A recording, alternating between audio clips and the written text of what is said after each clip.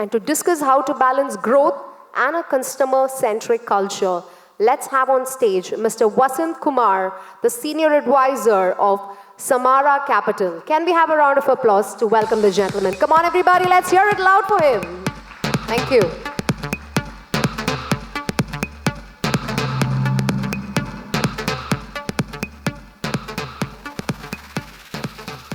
Thank you. A warm welcome to all the IREC 22 participants. I think this is the first time it's happening in Bangalore, I guess, and it's a nice feeling being there in Bangalore. Otherwise, it was always happening in Delhi, where I used to participate regularly. My topic is on how to drive business growth at the same time ensuring the organization is customer-centric. Typically, if you see any global companies or Indian companies who are leaders, they always drive both. They drive customer centricity and they also deliver growth. This is true even in a B2B scenario where business to business growth happens. It is true even in a B2C scenario where businesses drive consumers. One cannot build great businesses if both are not managed well and both feed into each other. In my session, I am just taking an example of a SaaS company or a SaaS app, Wooker.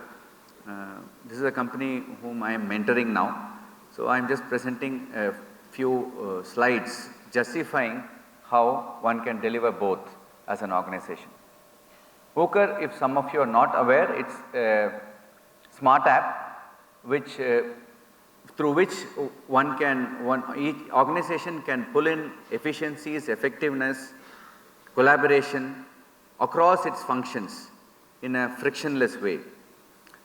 I was listening to the previous session where they were talking about huge challenges of interoperability across tech platforms, across vendors, and portability, which are really affecting the omni-channel e-commerce. What I can say is this tool is something which has cracked it internally for the organization.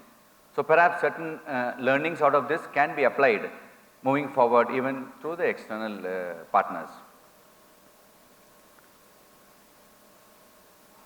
For one to be customer-centric, at the same time delivering growth, there are three important tenets which the organization has to ensure. It is built in its DNA. One is the human connect. Nobody buys a tool standalone. There is always a human-to-human connect with which a company decision maker trusts his external partner for delivering business outcome. So human connect is paramount for a company to build its customer centricity. Second is the company should have commercial imagination. Many times the customer will ask for certain problem to be solved, but it is only that moment. Very soon, the very next week, the customer will come back and throw a new problem at the company. So it's important that the service provider understands the real need of the customer and solves the problem long term, not short term. That is where the commercialization happens. Otherwise, what will happen is there will be a lot of inefficiencies, short term thinking, which will drain resources. The third is once you lock into the right type of customer and also the right ecosystem, the company has to commit resources so that new innovations can happen. If you see global companies like Microsoft, Apple, Google, all of them in some way or the other follow these principles, and that's how they have become global brands. And that principle can be applied even for smaller companies. After all these companies literally started from a garage. So every small brand as well can have the same thinking and become big. First, let me brief on one dimension, which is the human connect. Now, for this to happen, the company and its employees, they should deeply integrate with the customer. Again, I go back to the previous session wherein a lot of issues were expressed, wherein lack of understanding the customer needs. Somebody mentioned there are 45 vendors servicing one client, one customer, and between those 45 vendors there is no proper collaboration. Imagine the same thing happening inside the company, then inside the customer or the client, then the client cannot grow. So you as a customer-centric organization should first embed yourself with the customer, understand what their real problems are, discover what are the long-term solutions and help them. In that way, you will be able to build trust, and tomorrow they'll come up with the challenges on an ongoing basis with which you can build the relationship in a strong way. And through that, you should always focus on outcome. There's always a difference between solving a problem and helping business outcome. Solving problem is only temporary, here and now. The manager may change, the context may change, then the problems will again erupt. Instead, if you focus on the business outcome, then you will be able to give permanent or long term, there's no permanent solution for anything, but at least a long term solution for the customer. And that's what this human connect is all about. A case in point is a customer of Hooker who had very complex to and fro happening inside the organization of various activities. So they wanted a method wherein that can be organized. Now here, instead of trying to go and customize any solution, what the Hooker team did, they ensured that the structure of the platform remained. All they did is make it contextual, meaning in a structured process, they enabled through their platform like a WhatsApp facility, wherein the customer can interact with their customers, with their employees across geography on a one-to-one basis and have a trail, visual, files, record keeping, audit, everything was available on a structured process without tampering the process. Through this, the customer's problem got solved, not short term but long term. Not only that, the company, the advantage for Hooker, what happened is they are able to apply the same solution across industries, so that tomorrow even other sectors like banking, hospitality, QSR, everybody benefited on this need which was expressed by one industry, which is retail. The other dimension for customer centricity is commercial imagination. As I told earlier, no point in doing any local solution. Then you are no longer a product or a platform, you will end up being a service provider. And a tech company cannot become a service provider because that's not scalable. The solution is to have commercial imagination applied to the problems which the customer wants you to solve. And that happens only when you have an integrated organization where both the front-end employees and the back-end employees think through what is required to solve the customer's problem in the long run. At the same time, it should be commercially viable for the platform to administer it. As you know, developments and all are not cheap.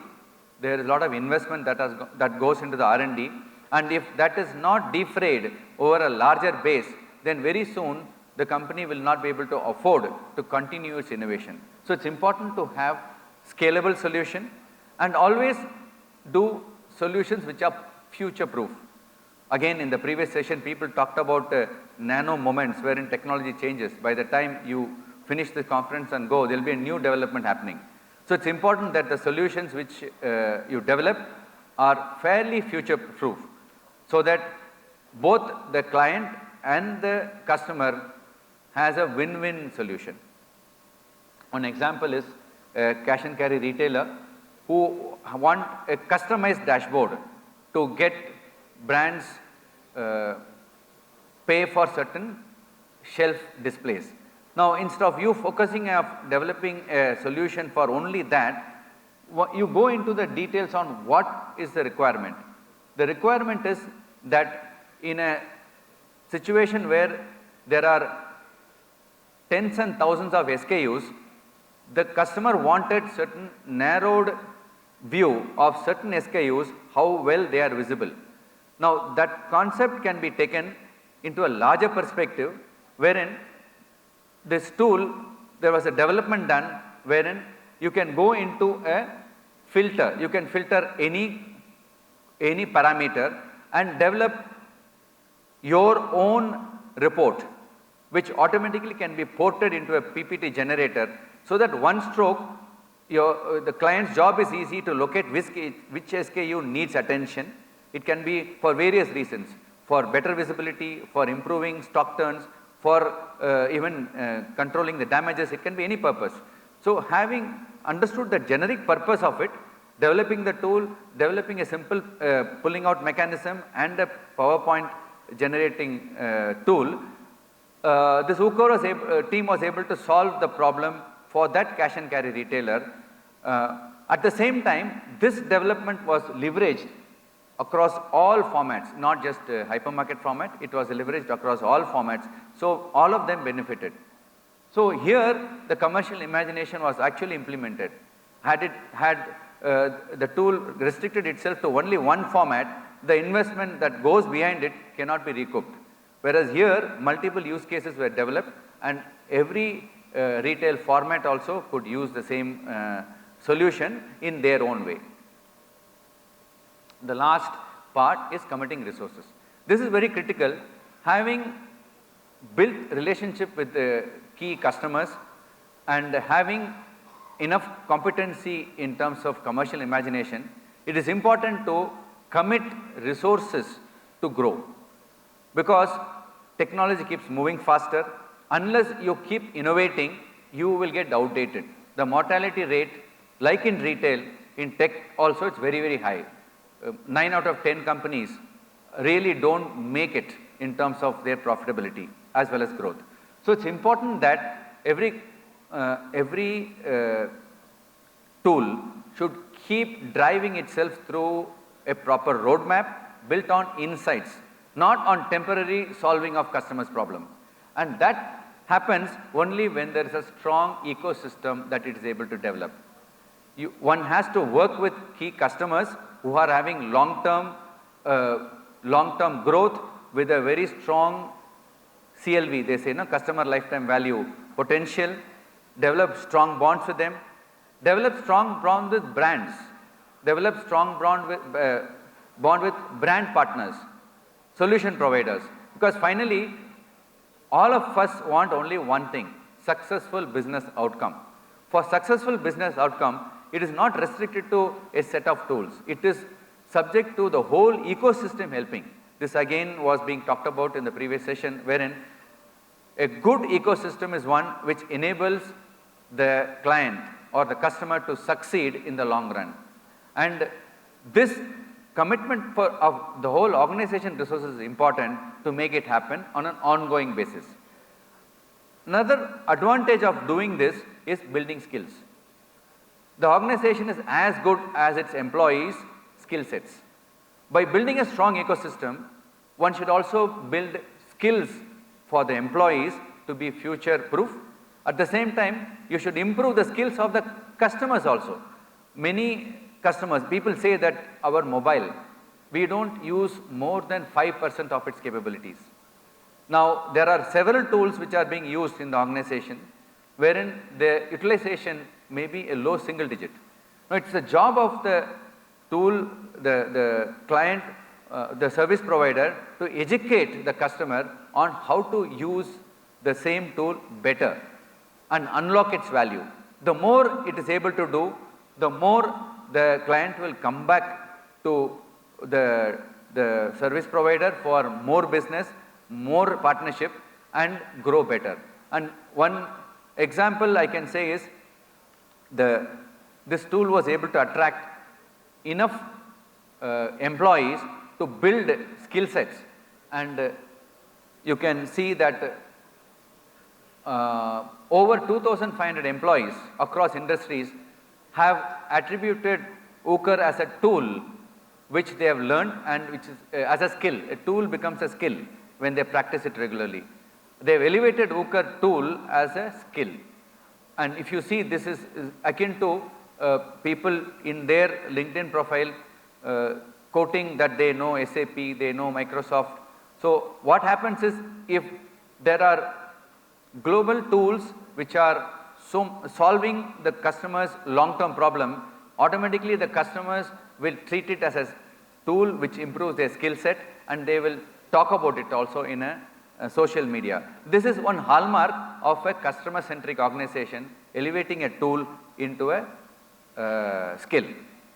Now, one final example of committing resources is every company wants specific dashboards. They want to have a look at the dashboard. Instead of trying to solve a screen, you should understand why they are asking for a dashboard. It's because they need visibility first. After visibility, then what? Then they need business insights. After insight, what? They need proper decision making. So you as an organization should help them to decide, make successful decisions. So what you do is, you go and reformat your applications in a way where the customer can have a 360-degree view. When I say 360-degree view, a head office, you will be able to view what is happening in the region. Similarly, at one region, they should be able to look at what is happening in allied regions, or even certain learnings from the head office. Top down, bottom up, both need to be enabled to get insights. And here one development was done wherein the 360-degree view was given through widgets.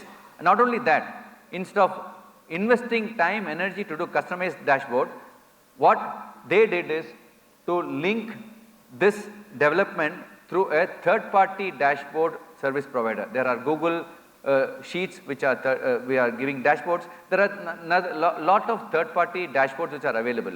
All this team did is linking this 360-degree view widget into a third-party dashboard. One stroke, what happened is, the customer not only got the current problem solved, which is their so-called customized dashboard, they also got it in a future-proof manner where they can have view anytime, 360-degree view anytime, anywhere, and also they can link to a third-party dashboard. So whoever is using it then at ease keep having their insights and decision making done on an ongoing basis.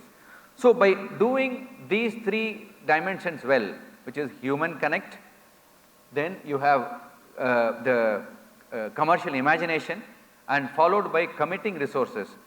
There's a good example of Uker able to manage both customer centricity and also deliver growth.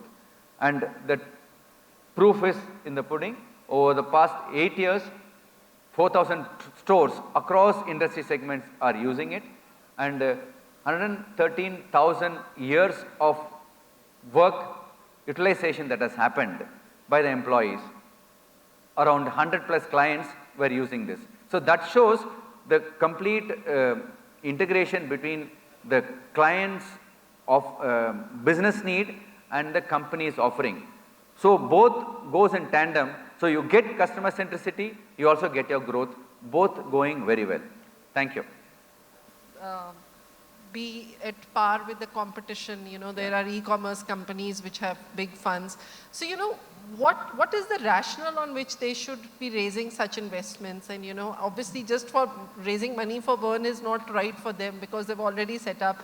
In fact, you know, Mr. Lalit said that they don't want to be irrational when it comes to acquiring customer by burning a lot of money. So how do you create a balance? And I mean, you're a PE fund. So how do you rationalize a retail group which is traditional, which has a legacy, and today is going into the digital side to be able to raise capital for their growth? See, overall, I mean, any fund approaches from the first principles. So there should be a clear differentiator for that company or a brand with which the customers are coming towards it. So there should be a strong value proposition. Then the team is also seen, how good is the leadership, how innovative they are, how future thinking they have in their team, how good is the team. And thirdly, how much it is adaptable to technological change and environmental change. If all these three fall in place, India is a country which has great potential for many industries. The issue is never the potential. The issue is how much strong you are as a brand, very well positioned to take on, and how good is your team, and how good you can adapt to changing technologies, changing market environment. In fact, there is a terminology which is what we call as operational agility. Operational agility is, as a team, how good every employee understands the whole company's vision, how well the employee is aligning his or her work towards the mission and vision of the company, and how much they collaborate with each other. If you have that kind of a team with high operational agility, with a strong brand, and you are able to have a proper technology enabled expansion possible, then money comes and investment goes, and then the growth happens. And this is nothing to do with the size. It can be a small company, it can be a medium sized company. The logic applies the same. Are you able to get all the three dimensions right? Thank you.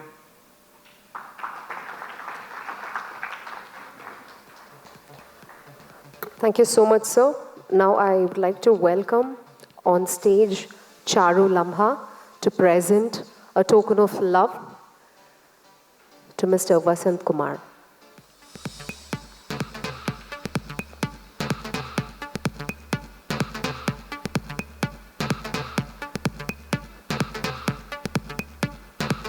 I request Ritu Maria to do the honors.